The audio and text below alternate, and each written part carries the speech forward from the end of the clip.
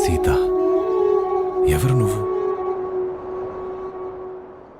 అలనెమలికి అడుగులు బరువైపోయేనా,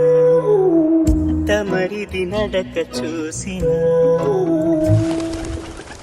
గగనపు మెరుపుల పరువే మిగులునా, తమరిది నడుమూగిన